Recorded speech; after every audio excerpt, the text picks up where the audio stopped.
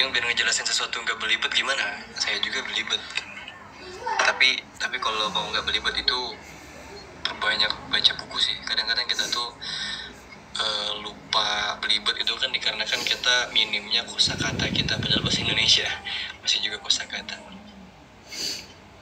Tumanina dalam sholat itu gimana? Kita diem, sami Allahu liman hamidah, kita nyantai di situ, nggak langsung buru-buru gitu pokoknya gitu. Itu tumanina. Pokoknya tuh tumanina itu kita berhenti sejenak, kemudian kita nyantai di situ. Itu kita diem sejenak lah, intinya gitu dah.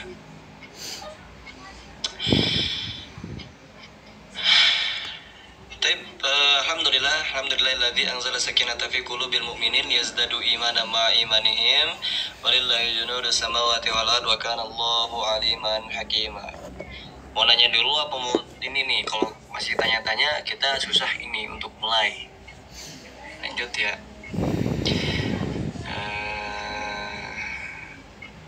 Allahumma shalli ala Muhammad wa ala ali Muhammad kama shallaita ala Ibrahim wa ala ali Ibrahim innaka Hamidum Majid. Bismillah. Rabbi shrah li sadri wa yassir li amri wahlul 'uqdatam min lisani yafqahu qawli. Rabbi zidni ilma warzuqni fahma. Ya Allah, ridhokanlah kepada kami semua apa yang masuk ke dalam diri kami dan jadikanlah keberkahan atas diri kami semuanya. Amin amin. Tapi teman-teman semuanya, jadi saya mau bertanya, mungkin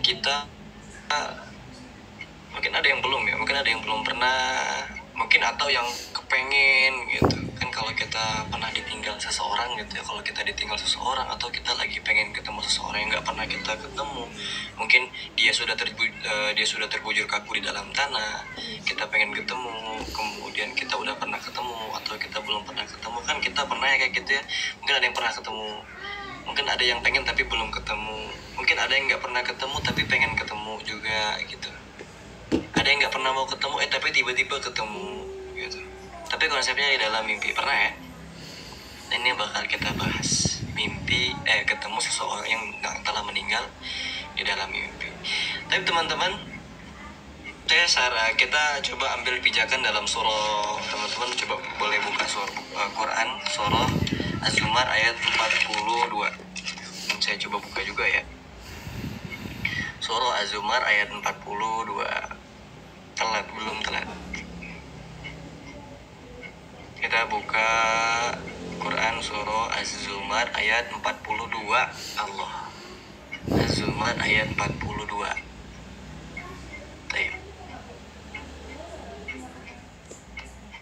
Dapat ya? Dapat ya? Kita baca di sini. A'udzubillahi minasyaitonirrajim. Bismillahirrahmanirrahim. Allahu yatawaffal anfusa hina mautiha wallati lam tamut fi manamiha fayumsiku allati qada 'alaiha al-mauta wa yursilu al-ukhra ila ajalin musamma inna fi dzalika laayatin liqaumin yatafakkarun. Jadi Allah Subhanahu wa taala mengatakan Allah memegang nyawa seseorang pada saat kematiannya. Pertama, Allah itu memegang nyawa seseorang pada saat kematiannya. Dan nyawa seseorang yang belum mati, maksudnya itu ketika dia tidur, maka dia tahan nyawanya. Jadi ketika kita tidur itu Allah tahan nyawanya, kemudian wa yursilul ukhra ila ajalin musamma, kemudian dikembalikan lagi kepada jasad itu kepada waktu yang ditetapkannya. Pada waktu yang telah ditentukannya. Sesungguh Allah telah demikian itu terdapat tanda-tanda kebesaran Allah bagi orang-orang yang berpikir. Jadi kalau kita paham teman-teman ya, Allah Subhanahu wa taala mengatakan Allahu yatawaffal anfusa hina mautiha. Allah itu memegang ruh, Allah itu memegang nyawa dari setiap orang-orang yang telah meninggal. Jadi jasad dari ruh atau arwah orang yang telah meninggal itu Allah pegang. Jadi kalau antum percaya, jadi kalau ada orang yang mengatakan arwahnya gentayangan, nggak ada, itu bohong. Orang yang mengatakan arwah itu gentayangan lo di jalan ini, nggak ada. Di jembatan itu arwah orang yang pada jembatan itu lo gentayangan tuh, nggak ada. Arwah yang gentayangan itu nggak ada. Kalimat yang mengatakan arwah gentayangan itu mustahil ada. Karena dalam Az-Zumar ayat 42 ternyata kita paham Allahu yatawaffal anfusa hina mautiha. Jadi kalau ada yang mengatakan pocong, ada yang mengatakan kuntilanak, arwah dia gitu. Dia baru meninggal kemarin, arwahnya masih gentayangan karena dia baru ditumbur mobil dan segala macam gitu. Ternyata itu nggak ada. Allahu yatawaffal anfusa hina mautiha, itu konsep pertama. Jadi setiap nyawa itu yang telah meninggal orangnya Allah pegang di dalam genggaman Allah Subhanahu wa taala. Kemudian wallati lam tamut fi manamiha. Jadi orang yang tidur, kita tidur nanti malam ini, itu juga termasuk daripada nyawa kita dia pegang sama Allah Subhanahu wa taala. Jadi makanya kalau kata para ulama itu an-naum akhul maut. Jadi tidur itu adalah saudara daripada kematian. Antum tidur, kemudian Allah itu megang ruh antum gitu.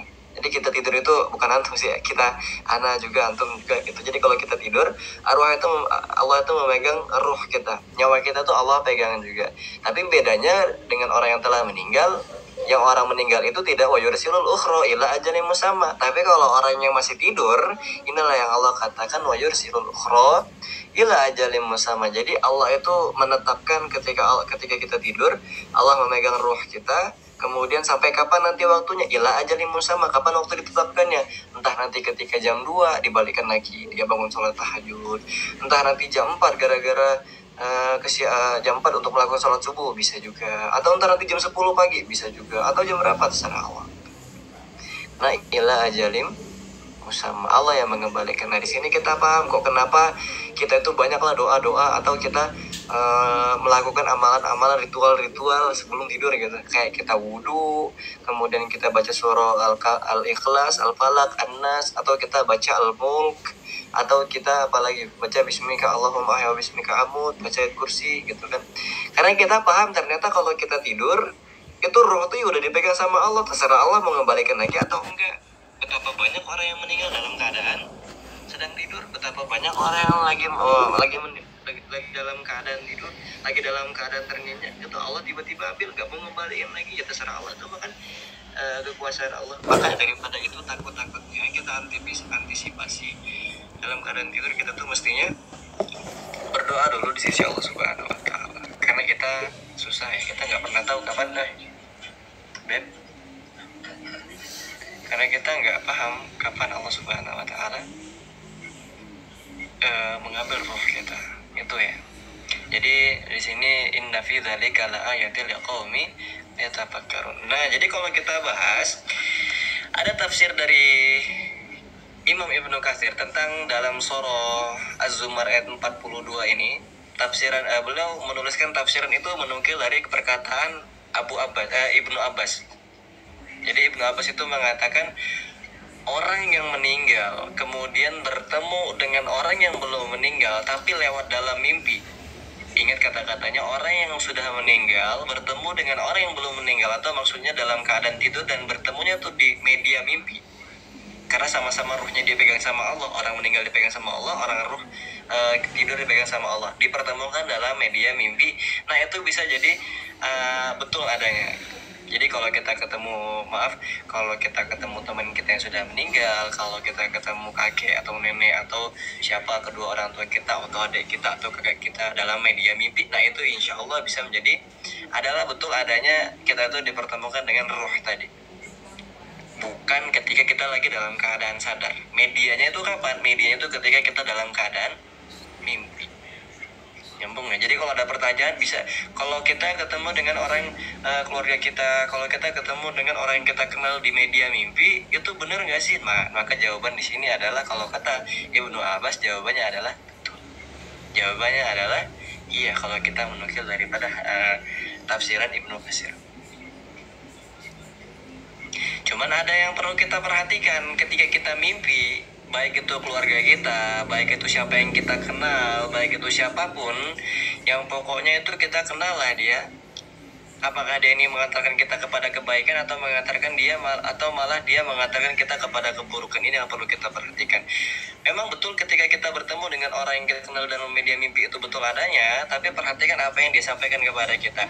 Kalau yang dia sampaikan kepada kita itu adalah tentang yang hal baik-baik, contoh ayah kepada anak perempuannya, nah ayah udah tahu tuh segala macam tentang segini, kamu tuh pakai jilbab gitu, kamu jangan nonton apa segala macam, kamu panjangin, kamu pakai kaos kaki, itu kan menunjukkan kepada kebaikan-kebaikan. Maka itu perlu dilaksanakan.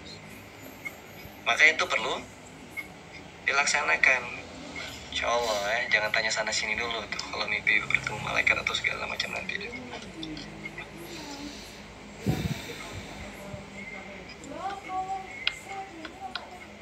ya. Nanti kita bakal bahas itu di ujung. Termasuk adab ketika kajiannya, saya menyampaikan dulu biar nggak terpotong-potong lagi. Termasuk adab daripada kajian itu adalah ketika orang yang menjelaskan di depan, dia nggak langsung motong kemudian bertanya. Ada sih ta'lim al-muta'allimnya gitu. Saya ulang sekali lagi, termasuk daripada adab kajian itu adalah ketika orang lagi menjelaskan di depan, jangan potong langsung bertanya kemudian potong, kecuali nanti ada sesi tanya jawabnya gitu. Ya. Oke. Susah Pak. Antum mungkin bakal ngerasain gimana kalau kita lagi asik gitu ya, menyampaikan tapi tiba-tiba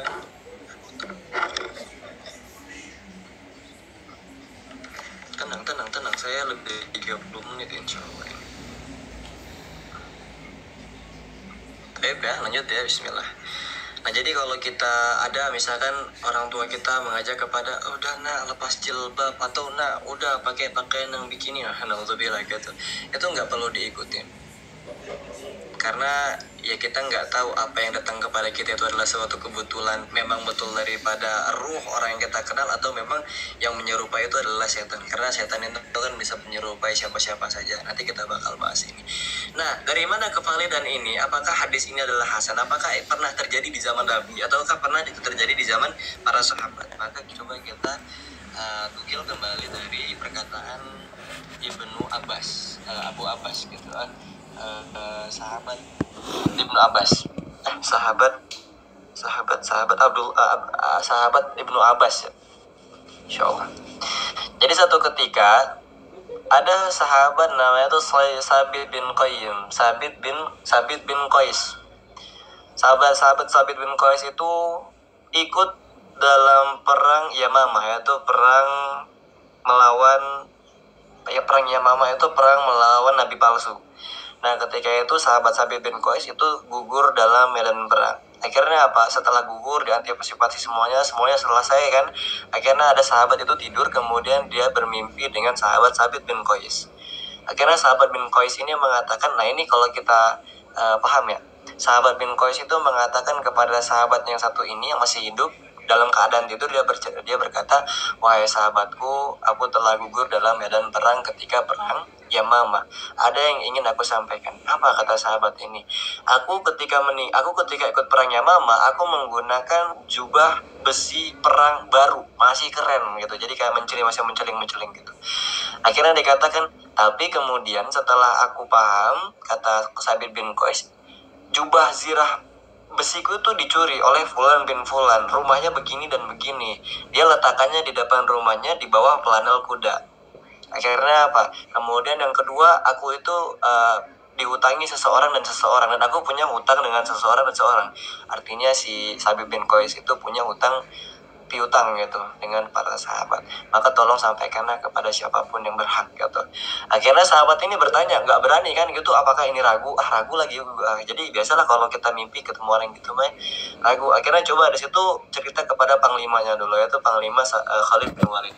Dia bercerita kepada Khalid bin Walid, wahai panglima, wahai Khalid bin Walid, aku bertemu dengan Sabit bin Qais. Kemudian dia bercerita bahwasanya ketika dia perang Yamamah itu menggunakan jubah zirah perang baru, masih baru. Kemudian itu dicuri oleh Fulan bin Fulan. Akhirnya sahabat Khalid bin Walid mengatakan, coba kasih tahu kepadaku spesifik rumahnya atau sifat-sifat rumahnya bagaimana. Dia mengatakan yang disampaikan oleh Sabit bin Qais. Akhirnya sahabat ini berkata, rumahnya begini dan begini, sifatnya begini dan begini. Kalau kita mah cat temboknya warna putih, atapnya terbuat dari tanah warna oranye gitulah. Kemudian didatangin sama Khalid bin Walid, diajaklah si sahabat ini. Akhirnya ditengok, oh ternyata betul di depan rumahnya ada panel kuda. Setelah dibuka sama Khalid bin Walid, di situ ada jubah zirah perang punya Sabit bin Qais. Akhirnya diletakkan di Baitul Mal. Kemudian barulah si pemuda tadi ini beranikan diri bertanya kepada sahabat Abu Bakar As-Siddiq. Dia bertanya sama Abu Bakar As-Siddiq, ya Khalifah, ya Amirul Mukminin, saya bertemu dengan Sabit bin Qais. Kemudian dia mengatakan kepada aku nomor satu tadi, kemudian yang kedua dia diutangin sama si Fulan dan Fulan, kemudian dia juga punya hutang Fulan dan Fulan. Maksud dia itu pengen nanti kalau dia ada yang bayar utang kepada dia juga bisa bayar utang balik gitu. Akhirnya apa? Setelah itu sahabat Khalifah Abu Bakar As-Siddiq mengiklankan, yaitu mengumumkan kepada para sahabat, wahai sahabat, namanya Fulan dan Fulan, tolong datang ke sumber suara gitu. Jadi katakan, kamu punya hutang sama si Sabit bin Qais? Betul, wahai Amirul Mukminin. Berapa? Sekian dan sekian. Bayar. Akhirnya dikatakan lagi sama sebelahnya, kamu punya hutang sama Sabit bin Qais? Betul. Berapa? Sekian dan sekian, dibayar. Akhirnya diletakkan di situ ke orang-orang yang punya piutang dengan Sabit bin Qais. Nah, dari cerita ini yang disampaikan sama sahabat Ibnu Abbas, ternyata kita paham ada mimpi itu kalau kita bermimpi dengan orang yang kita temui di dalam mimpi, ternyata itu betul apa yang dia sampaikan. Coba kita ambil tabayun, coba kita perhatikan lagi, coba kita analisa lagi, kita coba tanya kepada orang-orang yang masya Allah yang agamanya itu bagus. Tapi beda cerita kalau orangnya itu tidak berkomunikasi kepada kita. Contoh, kita ketemu sama kakek kita. Saya ketemu sama kakek saya, dia pakai baju putih, dia mukanya bersinar, dia pakai peci, dia pakai tasbih atau segala macam. Dia ngomong apa? Dia ngomong apa-apa. Nah, kebanyakan di antara kita itu tuh mentakwilkan mimpi sendiri gitu. Kita kemudian berucap, oh mungkin segini, begini dan begini, oh mungkin begini dan begini.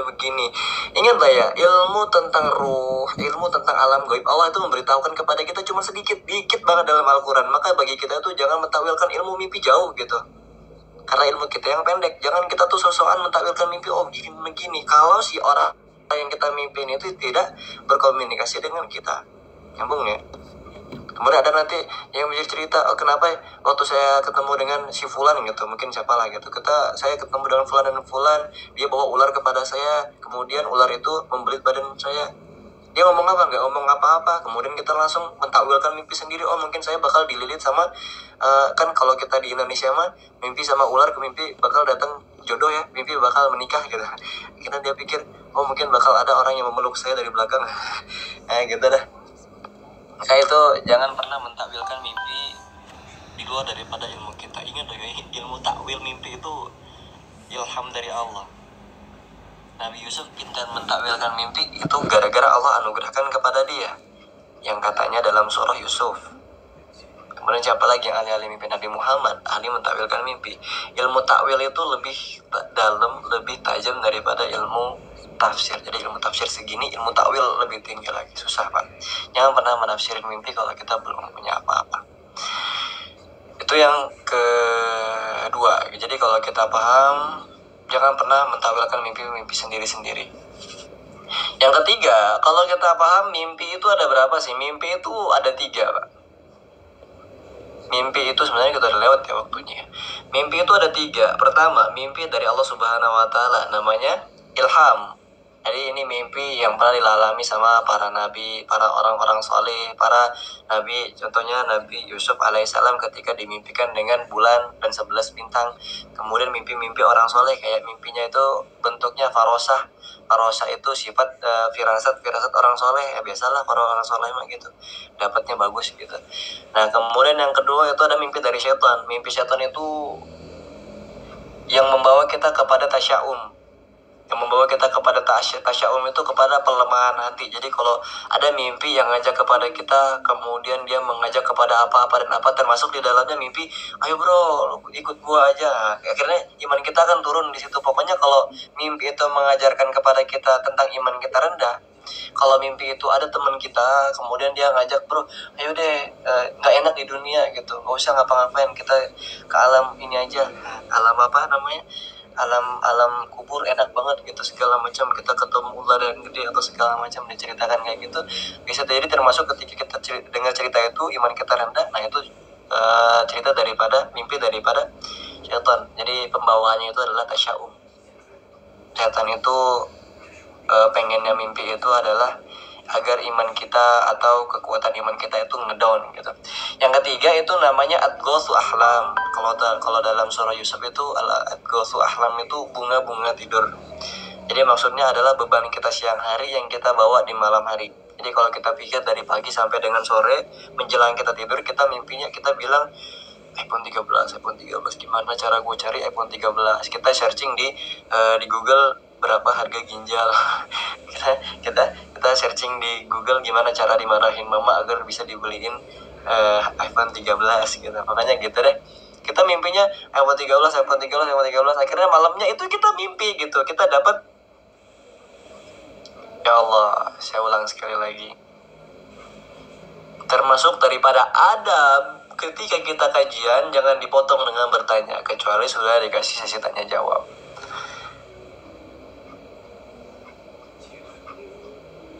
Ya. Nah kemudian kalau kita paham dulu, oke lah ini kita bahas, ini mungkin kejadian rame ya. Ada orang yang meninggal, kemudian dia membawa orang itu. Kalau orang itu, kalau saya pernah dengar, bahkan kejadian itu dari tetangga saya.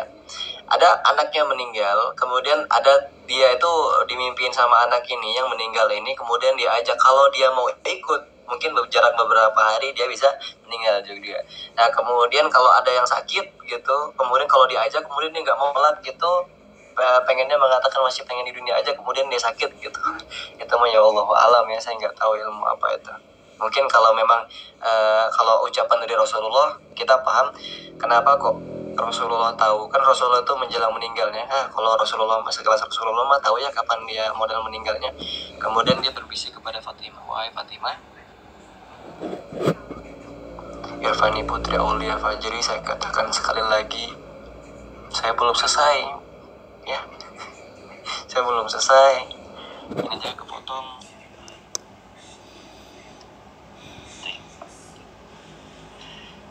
Ketika Rasulullah SAW itu mengatakan kepada Fatimah, ketika Rasulullah hendak meninggal gitu kan, dikatakan sama Fatimah, wahai Fatimah, mungkin ketika Allah itu memberikan kepadaku dua pilihan. Yang pertama adalah aku kembali kepada keluargaku, kepada dunia, kembali kepada bertemu dengan Allah Subhanahu Wa Taala. Tapi aku memilih bertemu kepada Allah Subhanahu Wa Taala. Kemudian kata Fatimah menangis mendengar itu. Kemudian yang kedua, setelah Fatimah menangis, Rasulullah bangkit lagi, kemudian membisikkan kepada Fatimah, ketahuilah bahwasanya orang yang setelah aku meninggal gak lama itu adalah kamu, dan kamu bakal menjadi putrinya di surga. Setelah itu Fatimah menjadi tersenyum lagi. Mungkin banget ini ya, mungkin saya Allahu a'lam bishawab, saya tidak pernah tahu ilmu apa kejadian apa seperti ini. Tapi yang kita paham, mungkin kalau orang-orang sekelas Rasulullah soleh banget, dia tahu gitu siapa yang bakal nyusul setelah itu gitu. Tapi kalau udah kayak gitu mah saya nggak tahu tuh. Yang saya paham, mimpi itu ada 3. Jadi kalau mimpi kita ketemu dengan orang soleh, kita diajarkan kepada kebaikan-kebaikan, maka ikutilah. Tapi kalau bertabrakan dengan amalan-amalan soleh tentang apapun itu yang mendapatkan kita kepada Allah Subhanahu Wa Taala, menjauhkan kita kepada Allah Subhanahu Wa Taala, hati kita ragu, ilmu kita ragu, iman kita ragu, itulah dari setan. Yang ketiga adalah pikiran kita yang siang hari dibawa di malam hari. Jadi gitu. Atau gini, jadi intinya gini, sebenarnya kalau orang itu meninggal gara-gara mungkin diajak daripada orang ini, mungkin kita mikirnya serem gitu ya, diajak sama si ini nih gitu, diceritain gitu. Cuman yang kita paham di sini adalah ya tetap semuanya itu Allah yang nentukan ya, mau dia mati. Cuman kejadian yang jarang itu nggak bisa dijadikan kaidah umum. Saya katakan sekali lagi, kejadian yang jarang banget terjadi itu nggak bisa dijadikan kaidah umum. Contoh, orang yang meninggal kemudian dia ngajak orang yang satu lagi. Mungkin itu kalau saya tanya sama orang-orang banyak, saya pernah, buktinya masih lama umurnya gitu. Tapi ada juga yang pernah ketika dia meninggal kemudian diajak gitu, besoknya dia meninggal, kan itu jarang banget terjadi. Tapi itu nggak bisa dijadikan kaidah umum gitu. Nggak bisa jadi, kalau gue diajak sama siapa-siapa gue bakal meninggal juga, nggak bisa. Karena yang megang nyawa kita, ruh kita ya Allah Subhanahu Wa Taala. Nah jadi di sini kita paham ya, ternyata kalau kita bertemu dengan orang yang sudah meninggal, dia mengajarkan kepada kita tentang suatu kebaikan, maka ikutilah. Karena kalau di dalam media mimpi, kalau di media kita lagi sadar, kemudian kita lagi jalan-jalan, ini ibu gue, itu mah nggak ada gitu ya. Karena pada hakikatnya ketika nyawa kita dipegang sama Allah, dua-duanya bisa jadi Allah pertemukan kita gitu.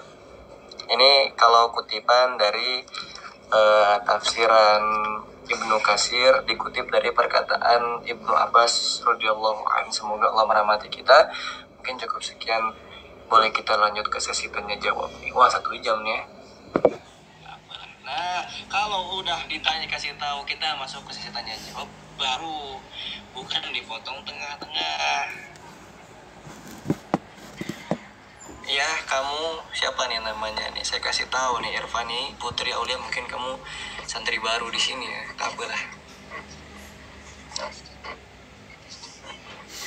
Kalau belajar ngaji secara online, gini, kalau kita belajar ngaji apa? Pokoknya kajian atau ilmu agama. Ilmu agama itu nggak bisa. Pokoknya kalau kita mau belajar ilmu agama secara otodidak susah, pasti bakal ada yang namanya, kalau ilmu agama, belajar ilmu agama itu melalui zon, apalagi melalui zon.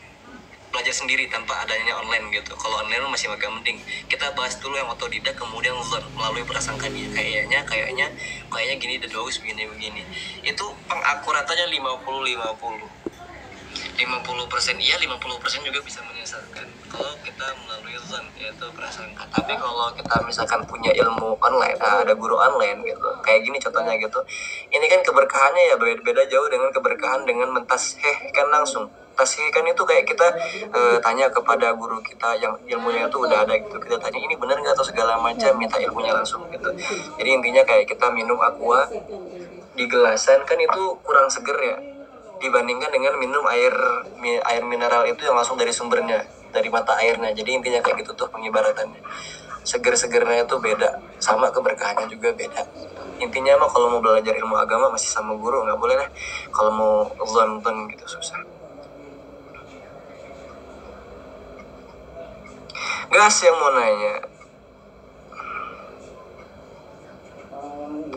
yang off kan apa jaringan saya nge-like layarnya hitam, kamu yang nge-like, saya mah masih ada nih. Kalau mimpi orang yang masih hidup tapi dalam mimpi dia meninggal. Kalau mimpi orang yang masih hidup, jadi intinya dia masih hidup tapi dalam mimpi dia meninggal, gimana Hyung? Ya itu mah pikiran-pikiran kita. Akhirnya kalau kita mikir, aduh gue bakal meninggal atau segala macam gitu. Intinya kalau dari kutipan kitab Al-Mas'ul Adab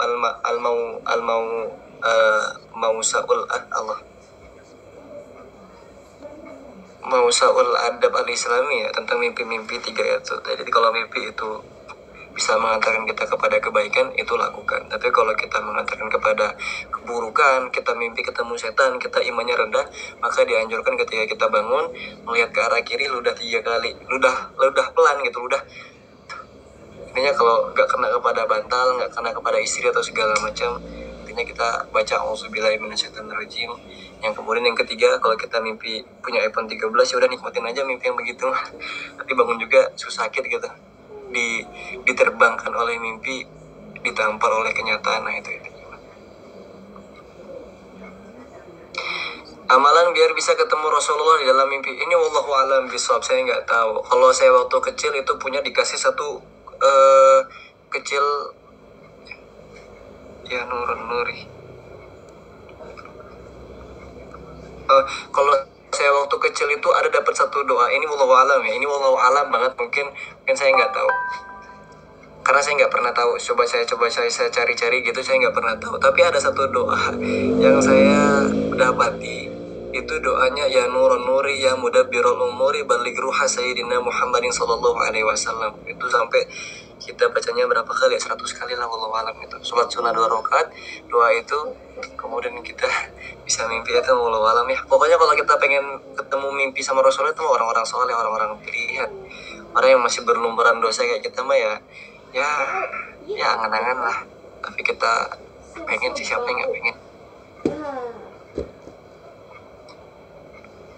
So, saya pernah dimimpiin sama nenek, mama, tante, dan om saya, tapi mereka tidak berkata apa-apa. Itu bagaimana? Kamu kan tadi ikut kajian saya, dan saya sudah bilang dari tadi kalau ikut kajiannya. Insyaallah sabar ya. Jadi kalau kita mimpi dia nggak ngomong apa-apa, kita tuh jangan mentakwilkan lebih atau kurang atau segala macam. Mungkin kalau dia kangen ya mungkin pengen pengen lihat doang ya mungkin, nah gitu aja deh. Kadang lucu ya, nggak di after dark, nggak seleb di mana. Kadang-kadang tuh yang saya bahas itu ditanya lagi, itu kan kadang-kadang itu mayasma minal khotobah syai, jadi nggak kedenger. Mungkin yang kedengarnya cuma jual ginjal pengen beli iPhone 13.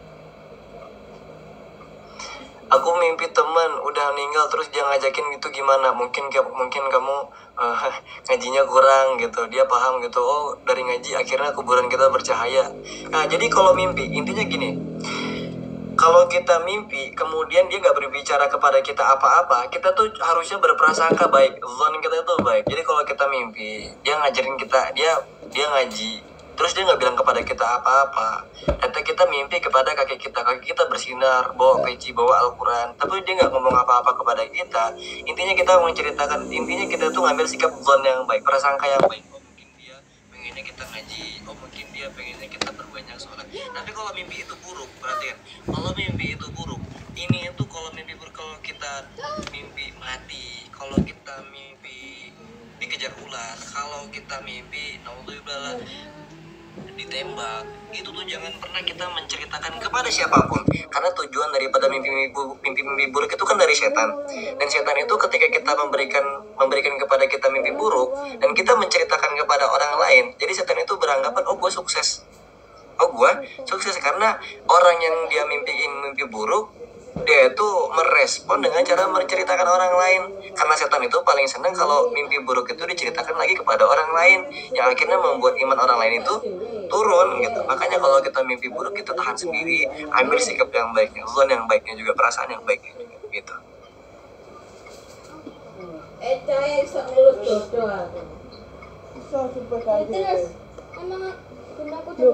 Aduh pusing saya. Kalau cerita, nah beda kalau kita ambil dari ceritanya Nabi Yusuf alaihissalam, kan diceritakannya kepada siapa? Itu orang yang paling percayanya. Siapa? Ya abati ini ya bunayya la tarkam, bukan la taqus ru'yaka ala ikhwatika fayakidu laka kaida. Jadi kalau kita menceritakan mimpi ke semua orang harus dengar. Kita mimpi apa? Gue naik kayak gue baru meninggal, segala macam mimpi buruk atau mimpi segala baik mimpi baik juga. Pokoknya ceritakannya kepada orang yang benar. Nabi Yusuf itu menceritakannya kepada siapa? Kepada bapaknya. Orang yang paling dia percaya. Orang yang paling kita percaya siapa? Mungkin ibu kita ceritakan kepada ibu kita. Mungkin ibu kita belum punya jawabannya. Ini maksudnya mimpi ini apa? Kita carikan kepada kepada orang yang soleh, karena orang yang soleh itu punya firasat, punya farosah yang bagus. Bukankah kata Utsman bin Affan, ittaqillah min farosil mu'minin, berhati-hatilah dengan firasat orang mukminin. Jadi mungkin orang-orang ulama-ulama atau orang-orang soleh itu punya firasat yang bagus.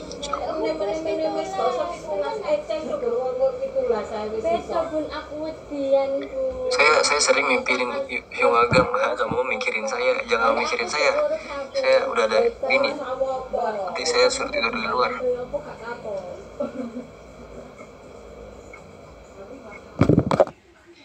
Izin bertanya, apa benar seorang anak kecil itu bisa melihat ruh orang yang sudah meninggal ketika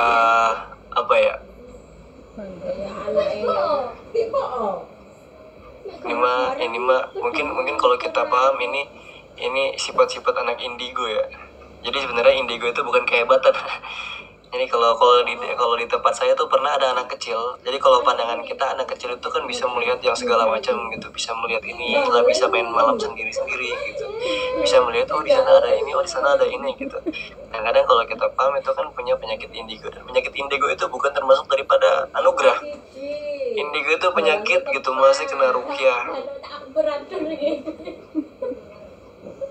Bisa sak nih gak kebon gitu. Indigo itu bisa hilang, bisa. Antum kalau mau ngilangin indigo itu coba tanya kepada Bang Azim gitu, insyaallah. Ketemplung galengan bareng.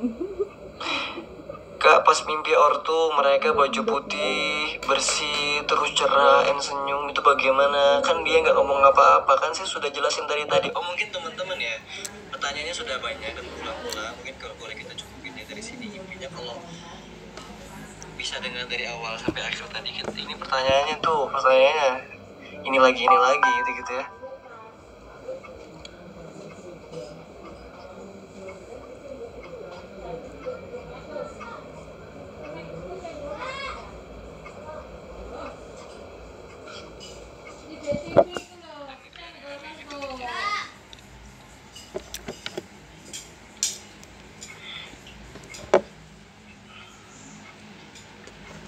Apakah takdir bisa dirubah dengan doa? Bisa. Senjata kita tuh paling ampuh, bahkan lebih tajam daripada pedang, ujungnya lebih tajam daripada tombak, lemparannya jauh lebih daripada lemparan lembing. Maka langsung gunakanlah dengan doa. Doa itu apapun yang sebenarnya kita anggap ringan, tapi itu bisa insya Allah mengubah takdir-takdir yang kadang-kadang kita nggak pernah tahu itu adalah di sisi Allah Subhanahu wa Ta'ala. Jeli toh, bolpen jeli toh. Kita kena tulisannya tutup, kena tulisannya TET. Ayo, Intinya gini, yang paling utuh ini closing statementnya. Intinya yang paling inti dari semuanya itu bukan kita saya ketemu ini itu gimana, saya ketemu itu gimana, oh saya baru ketemu kakek saya senyum, oh saya ketemu bapak saya senyum, oh saya ketemu ibu saya senyum. Inti daripada semua itu semua, daripada banyak perdebatan, akhirnya para ulama itu sepakat ada amalan-amalan yang betul itu bisa mengantarkan kepada orang yang kita tinggali, orang yang meninggali kita gitu, tuh segala orang yang telah menduluani kita. Ada amalan-amalan ternyata tuh lebih valid gitu daripada kita mikir ini mimpi apa, daripada kita mengharapin dimimpiin, daripada kita berharap pengen ketemu tuh segala macam. Intinya kalau kita paham idza mata ibnu adam in qata amalu illa bisalatin, coba lakukan 3 ini doang gitu. Karena yang paling sejatinya kita mimpi itu kan susah. Yang paling indah dalam hidup kita itu adalah ketika kita bertemu di dunia, kita juga bisa berlangsungan hidup di akhirat dengan orang yang kita cintai. Lakukannya dengan cara apa? 3 ini. 3 ini. Apa 3 ini? Idza mata ibnu adam in qata amalu illa bisalasin. 1. Sodakotin jariyah. Kita itu sodakonya panjang. Sodakokan atas nama dia gitu. Sodako, saya berniat sodako atas nama kakek saya Fulan bin Fulan. Saya berniat sodako atas nama umi saya Fulan binti Fulan. Saya berniat sodako atas nama bapak saya Fulan bin Fulan. Kemudian kamu berdoa, ya Allah jadikanlah ini wasilah agar saya dengan abi saya atau saya dengan umi saya dengan kakek saya bisa bertemu kembali di tempat yang paling indah, yaitu di surga Allah Subhanahu wa Ta'ala. Itu yang paling penting. Yang kedua apa setelah sedekah jariyah? Yang kedua itu adalah al ilmu yuntafa'ul bi. Bukan. Oh ya, al ilmu yuntafa'ul bi, ilmu kita itu bermanfaat gitu.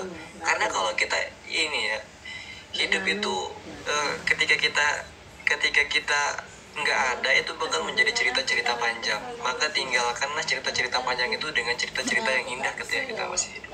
Jadi gunakanlah ilmu kita, ilmu yang ta'ala itu, ilmu kita tuh bermanfaat banget. Kita meninggalkan apa yang bermanfaat, karena itu apa? Bisa mengalir kepada kita pahala-pahala. Yang ketiga, ini yang paling penting, ini untuk anak, kepada bapak, kepada kakek, kepada nenek, kepada orang tua, kepada ibu. Al-waladun solih, doa anak yang soleh gitu. Kita doain sama orang tua kita doain apa segala macam.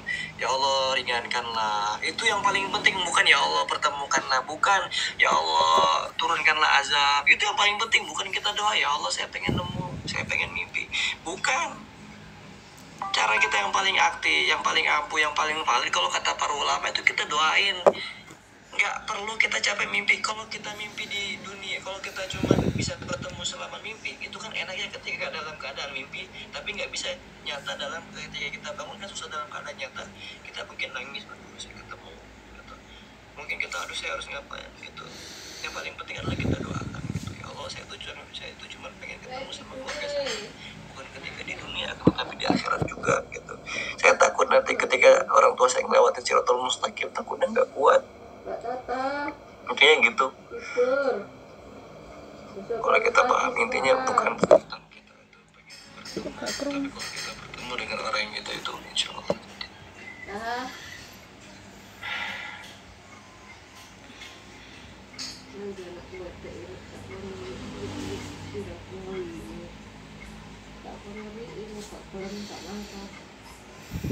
Ini guys ya, jadi kalau kalian nanya mimpi, saya ulang sekali lagi, saya tuh bukan ahli takwil mimpi. Sekali lagi saya ceritakan, saya bukan ahli takwil mimpi. Nggak semua mimpi kalian.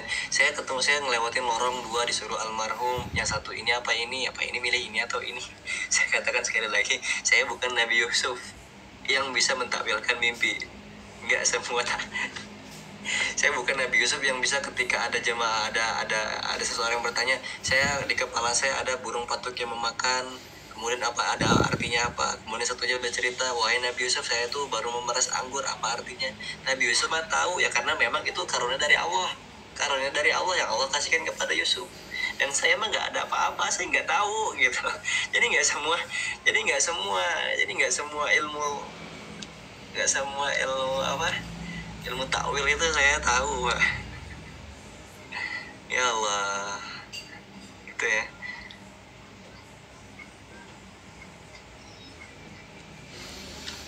Ilmu takwil itu berat. Saya punya bukunya. Wah.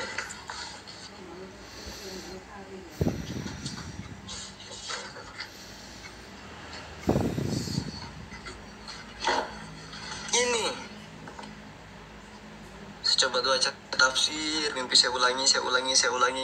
Mungkin kalau kita baca, saya pikiran saya kalau udah baca selesai ini bakal bisa jadi takwil mimpi.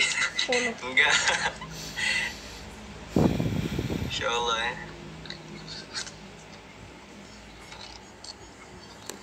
Karangan Muhammad Ibnu Sirin ini juga ya. Apa namanya, ramai juga ini.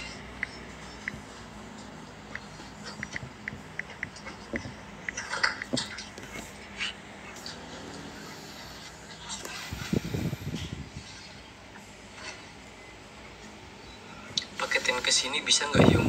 Saya nggak jualan buku. Tafsir mimpi. Kalau kalian tipenya malas baca, saya yakin malas baca buku itu. Karena buku itu ayat tafsiran kemudian takwilan gitu. Takwil mimpi bisa dipelajari nggak, Yung? Wallahu a'lam. Tapi kalau kita ambil daripada artian dari surah Yusuf, itu Allah yang mengkaruniakan, kami karuniakan kepada Yusuf itu ilmu takwil. Jadi berarti kalau ilmu takwil itu kan mimpi. Jadi kalau kepada takwil mimpi, jadi kalau kita paham ternyata ilmu takwil di sini yang Allah berikan gitu. Jadi mungkin kalau kita pelajari segala macam, mungkin dia dapat separuh gitu. Kalau dari Allah Subhanahu Wa Taala langsung itu kan mustahil ada yang meleset atau segala macam. Gitu teman-teman semuanya, kita sudah lebih ya, ini permintaannya. Biasanya kita cuma 30 menit, tapi ini lebih dan kurang, saya mohon maaf. Mungkin ada salah kata, mungkin ada sedikit ganjal. Kita tutup dengan doa kafaratul majelis. Subhanakallahumma wa bihamdika, asyhadu an la ilaha illa anta, astaghfiruka wa atubu ilaik. Biasa 1 jam, ini 30 menit. Aslinya 30 menit. Subhanakallahumma wa bihamdika, asyhadu an la ilaha illa anta, astaghfiruka. Jadi kok masalah intinya dapat ya poinnya.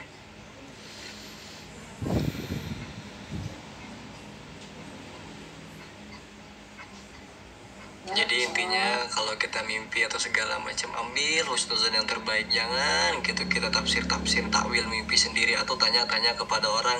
Nanti mungkin kita ketemu orang yang sosok tahu gitu, oh nanti kamu harus ngambil bulu perindu, kamu harus ngambil bulu ayam merah, terus kamu taruh di dalam pot. Kan disuruh-suruh yang begitu mah kita nggak tahu tuh.